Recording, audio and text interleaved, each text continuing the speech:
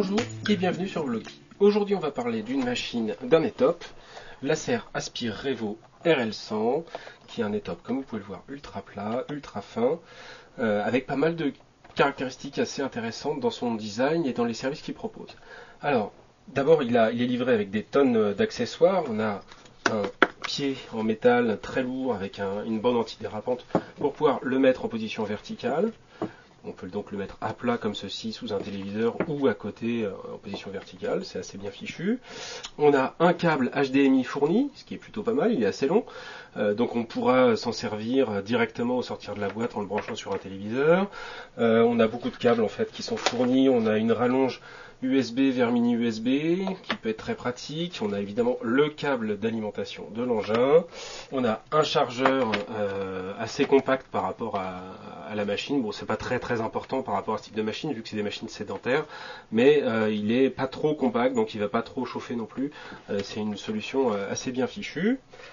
Et un adaptateur pour prise télé qui est livré avec. Tout ça c'est pour la connectique. On a en prime un petit morceau de caoutchouc qui est destiné à poser la télécommande de l'engin, on verra ça tout à l'heure. On a en prime une documentation assez bien fichue, composée donc de ceci, qui détaille point par point tous les éléments de la machine. C'est assez pratique pour le mettre en marche, donc ça permet à vraiment n'importe qui de lancer la machine et de s'en servir. Et au final, on a imprimé un petit peu de documentation, de manuel, de garantie et même des DVD vierges livrés avec la machine, vu que la machine dispose d'un graveur.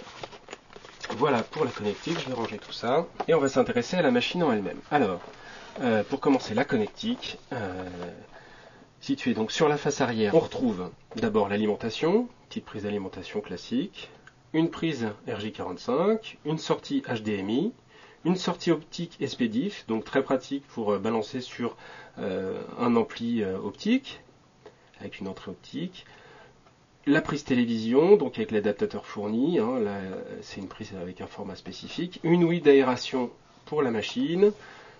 Une entrée micro, une sortie casque, format jack tout à fait standard, encore une fois, et deux prises USB. Sur le côté gauche, on a une petite glissière ici qui sert à éjecter le clavier, on y reviendra. En façade, on retrouve le graveur lecteur de DVD, évidemment, donc avec un bouton situé directement sur le graveur. Un petit bouton d'extraction, un petit trou pour l'extraction ici avec un trombone. Juste à côté à droite, on retrouve une petite LED. Un port USB de façade qui est bien caché derrière un petit cache, donc c'est très sobre quand on le regarde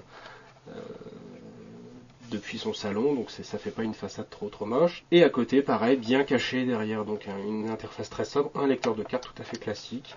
Voilà, donc on va pouvoir lire des cartes SDHC en frontal directement. Sur le côté droit, on n'a rien du tout à part des ouïes d'extraction ou d'aspiration d'air frais et l'emplacement pour pouvoir mettre le pied et donc positionner la machine en verticale. On démarre la machine avec ce bouton ici, voilà, très sobre encore une fois, logoté Revo, c'est assez joliment fini et qui a un espèce d'effet métallique bronze assez discret, donc une façade vraiment très discrète.